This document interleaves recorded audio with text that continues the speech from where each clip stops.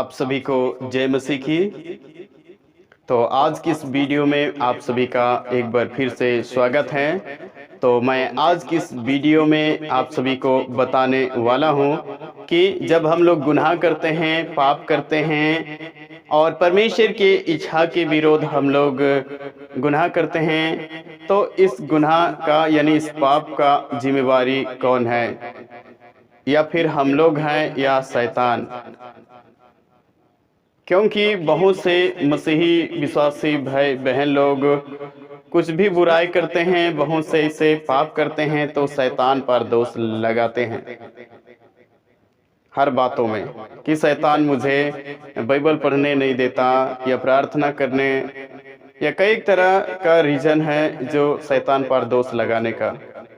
तो पवित्र बाइबल इस विषय पर क्या बताती है, आज किस वीडियो में हम लोग इन्हीं बातों पर सीखेंगे।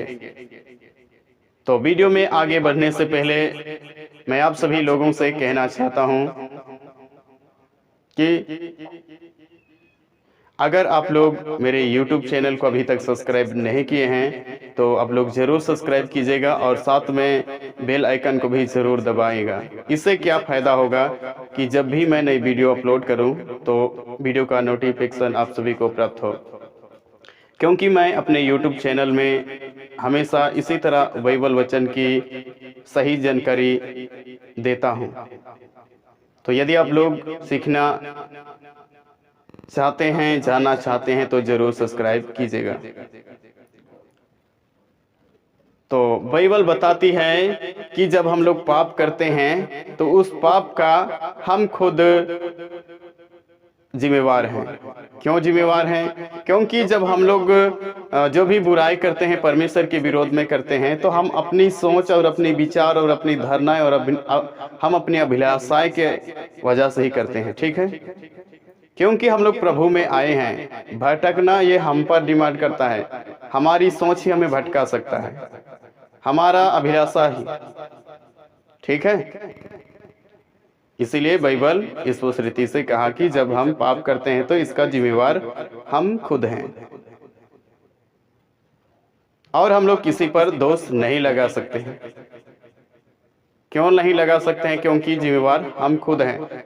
देखिए, हम मसीह हैं, अगर किसी रीति से भटक गए तो मैंने उसके चलते से मैं भटक गया, लेकिन हमारा सोच ही हमें भटका है, ये तो हमको एहसास करना चाहिए। इसीलिए मतलब किसी पर हम दोष भी लगाएं, लेकिन ये झूठ है। हम किसी पर दोष नहीं लगा सकते हैं, हम खुद का जिम्मेवारी है, क्योंकि हमने अपना सोच और विचार और अपने अभिलाषा ऐसे ही हम लोग भटके हैं। एग्जाम्पल मैं वचन से देता हूं। जैसे आदम और हवा ने परमेश्वर की आज्ञा का उल्लंघन किया, उन्होंने पाप किया। तब पाप किया तो आदम क्या करता है कि आदम हवा पर दोष लगाने का कोशिश किया, और साथ ही साथ आदम क्या करता है कि आदम परमेश्वर पर भी दोष लगाया। कैसे दोष लगाया, आइए वचन से हम लोग देखेंगे। आप सभी लोग मेरे साथ निकाल लीजिएगा उत्पत्ति उसके 3:12। यहाँ लिखा है, आदम ने कहा, जिस स्त्री को तूने मेरे संग रहने को दिया उसी ने उस वृक्ष का फल मुझे दिया और मैंने खाया। तो देखिए, आदम क्या कहता है, आपने जिस स्त्री को दिया उसी ने मुझे ये फल दिया और मैंने खाया। लेकिन सच्चाई यह है कि आदम ने खुद का फैसला और सोच से उसने खाया। ठीक है, अगर आदम सोचता कि मुझे तो परमेश्वर ने मना किया इसलिए मैं आपके बातों में कभी नहीं आऊंगा, लेकिन आदम ने सोचा कि मैं इसे खा लूंगा। अपने मन में सोचा, अपने विचार, अपनी सोच और अपनी अभिलाषा की वजह से ही वो खाया। लेकिन दोष किस पर दे रहा है? हवा पर और परमेश्वर पर। यहाँ पर आदम अपना गलती को स्वीकार नहीं कर रहे वो, लेकिन सच्चाई सचमुच में यह है कि आदम ने खुद सोचा और विचार किया और निर्णय किया और खाया, क्योंकि परमेश्वर ने मना किया और फिर से खाओ बोलकर नहीं कहा, लेकिन आदम स्वयं विचार किया तब वो खाया। इसलिए आदम का खुद का गलती है। मेरे प्यारे अजीजों, आज हम भी कई एक बार दोष लगाने का कोशिश करते हैं, लेकिन सरासर गलत हमारा है। और जब हम दोष लगाते हैं लेकिन ऐसा कुछ भी नहीं, हम किसी पर दोष नहीं लगा सकते। इसलिए मेरे प्यारे अजीजों, हम सभी ध्यान देना बहुत जरूरी, क्योंकि जब हम लोग प्रभु में हैं, हम लोग जब भटकते हैं या विश्वास में कमजोर हो जाते हैं या जो भी हमारे जीवन में आता है, हमारा खुद का सोच, खुद का काम और खुद का अभिलाषा, इन्हीं की वजह से हम लोग इस तरह होते हैं। तो हम लोग दोष कई बार लगाते हैं, तो दोष लगाना बंद कीजिएगा, क्योंकि हम सभी का खुद का जिम्मेवार है, इसका जिम्मा हम हैं। ठीक है, आप सभी के साथ एक बार एक फिर से वचन में पढ़ना चाहता हूं, तो आप लोग मेरे साथ निकाल लीजिएगा याकूब की किताब, उसके 1 अध्याय वचन 14। यहाँ पर इस तरह से लिखा हुआ है, परंतु प्रत्येक व्यक्ति अपनी ही अभिलाषा से खींचकर और फंसकर परीक्षा में पड़ता है। देखिए, हम लोग परीक्षा में पढ़ते हैं, हम अपनी सोच, अपनी विचार और अपनी अभिलाषा की वजह से। इसीलिए मेरे प्यारे अजीजों, कई एक लोग बोलते हैं मुझे बाइबल पढ़ने का इच्छा नहीं करवाता है शैतान, प्रार्थना करने के लिए मन नहीं लगवाता है। इस तरह से सच्चाई यह है कि हमें खुद इच्छा नहीं है बाइबल पढ़ने का, प्रार्थना करने का मन नहीं है, फिर हम शैतान को दोष लगा रहे हैं। पहला हम देखें, हम खुद उसमें इंटरेस्ट नहीं है, हमारा इच्छा ही नहीं है, और दोष किसको दे रहे हैं? शैतान को। देखिए, अगर हमारा इच्छा होता तो हम लोग जरूर पढ़ते, ठीक है, हमारा इच्छा होता कि हम प्रार्थना करें, हम एक अच्छा परमेश्वर के साथ रिश्ता बनाए, ऐसा हमारा इच्छा रहता तो हम किसी को दोष नहीं लगाते। मेरे प्यारे अजीजों, इसलिए आप लोग बहुत ही सावधान हो जाइए। आज बहुत से मसीही भाई बहन लोग खतरे में हैं। क्यों खतरे में हैं? गलत शिक्षाओं को सुनकर। गलत शिक्षाओं को सुनकर वे लोग अपना गलती को स्वीकार नहीं कर रहे हैं, और उस गलती से बाहर निकालना का सोच भी नहीं, दावा भी नहीं कर रहे हैं, सोच भी नहीं सोच रहे हैं। तो मैं चाहता हूं मेरे प्रियो, जो भी आप लोग किसी के साथ वचन सुनते हैं, तो आप लोग सुनते हैं तो जरूर पढ़िएगा, नहीं तो बहुत दिक्कत होगा।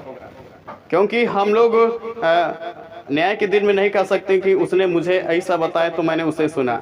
हम सभी का फर्ज है कि जब हम वचन सुनते हैं तो जरूर पढ़े, ताकि वचन का सच्चाई जो हमें जानना है वो हम जान सके। ठीक है, इसलिए मेरे प्यारे अजीजों, आज बहुत से लोग हैं जो मसीह में आकर भी बुराई करते हैं, पाप करते हैं, लेकिन उनको मालूम नहीं कि हम तो अच्छाई कर रहे हैं। प्रभु के वचन कहता है, ऐसे भी मार्ग है जो मनुष्य को ठीक जान पड़ता है, परंतु अंत में मृत्यु मिलती है। देखिए, आज जो भी कुछ कर रहे हैं उसका खुद का हम जिम्मेवार हैं, हम किसी को दोष दे नहीं सकते हैं। आज हम लोग वचन सीखते हैं किसी दास, प्रभु के दास से, तो उसको हम दोष नहीं लगा सकते हैं, क्योंकि वो तो हमें बताता है। पर हमें यह बात को ध्यान देना है कि वो सच बता रहा है या नहीं। जब ये कब पता चलेगा? जब हम लोग बाइबल पढ़ेंगे। बाइबल पढ़ के हम लोग डिस्कशन करेंगे, मनन चिंतन करेंगे कि सच्चाई क्या है इस विषय पर, तभी हम लोग को पता चलेगा। तो हम अपने मर्जी से जीवन जिएंगे, अपने अभिलाषा से, अपने मन से, और फिर हम दोष देने लगे। ऐसा नहीं होगा, और ऐसा करना, दोष लगाना बंद करें। तो मेरे प्यारे अजीजों, आज किस वचन के द्वारा आप लोग सावधान हो जाए। जो भी हम लोग आत्मिक क्षेत्र में कमजोर हैं, या जो भी हैं हमारे साथ हो रहा है, तो हम इसका खुद का जिम्मेवार। हम अपना लापरवाही की वजह से विश्वास में कमजोर हो सकते हैं, या प्रभु से के रास्तों से भटक सकते हैं। हाँ, शैतान भी करता है, क्योंकि शैतान का एक ही निशाना है कि वो हमें प्रभु के मार्ग से दूर करे, भटकाए, गुमराह करे। लेकिन हम सभी मसीही लोग, जितने लोग हैं, कि हम उनके युक्ति से अनजान नहीं कि शैतान का दाव हम पर चले। ये 2 कुरिन्थी 2 के 11 वचन में लिखा है। तो मेरे प्यारे अजीजों, हम सभी शैतान की वो कैसा अटैक करता है, कैसा एक मसीह के विश्वासी के साथ कर सकते हैं, ये सब हम जान चुके हैं। और प्रभु के वचन कहता है कि सचेत और जगते रहो, तुम्हारा विरोधी शैतान इस खोज में रहता किसको फड़काए। तो हमें सचेत और जगना चाहिए ना।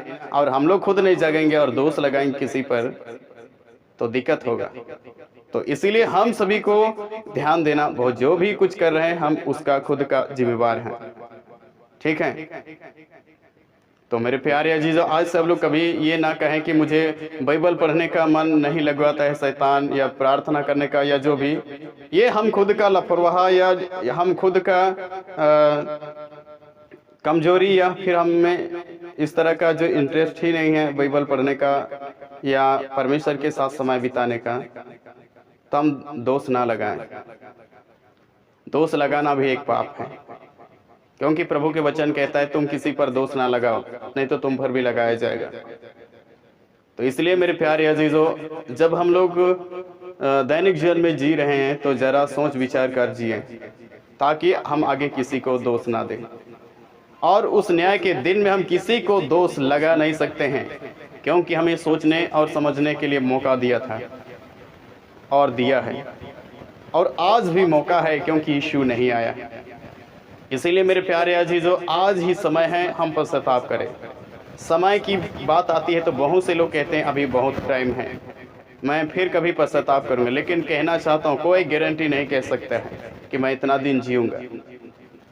वचन प्रभु कहता है समय को बहुमूल्य समझो, क्योंकि दिन बुरे हैं। और जानते हैं काल के विषय में हम लोग कुछ नहीं जानते हैं, काल क्या क्या होगा। इतना था कि अभी के कुछ 5 मिनट आगे का समय कैसा होगा हम नहीं जान सकते हैं। तो इसलिए हम सभी को इन सारी बातों को ध्यान देना बहुत जरूरी। इसलिए कहा जाए कि अभी इस घड़ी जब मौका है पश्चाताप करो, तो हमें पश्चाताप करने की ज़रूरत है। आप में से जितने लोग सुन रहे हैं, सचमुच में आइए आज की समय ही आप लोग पश्चाताप करें, ताकि प्रभु आप सभी की सहायता करे और आप सभी को विश्वास क्षेत्र में मजबूत करे। तो मेरे प्यारे अजीजों, आज हम लोग बातचीत किए सीखें कि आज जो भी बुराई या पाप करते हैं, इसका दोषीगर शैतान नहीं, हम हैं। क्योंकि शैतान पाप नहीं करता, हमें उत्साहित करता है। लेकिन हम सभी को तो जानना चाहिए ना कि मैं करूं या ना करूं प्रभु में आकर। क्योंकि प्रभु के वचन कहता है, क्योंकि शैतान की संतान और परमेश्वर की संतान हम कैसे पहचाने, इस पर भी मैं वीडियो बनाया, आप लोग देख सकते हैं। मैं आई बटन में दे दूंगा, आप लोग जरूर देख लीजिएगा। तो मेरे प्यारे अजीजों, क्योंकि वहाँ लिखा है परमेश्वर से जो जन्मा है वह पाप कर नहीं सकता, इसलिए हम लोग शैतान की युक्ति से अनजान नहीं हैं। तो मेरे प्यारे अजीजों, आइए हम सभी मसीहों पर दुष्ट आत्मा हमें वश नहीं करता है, कर ही नहीं सकता है।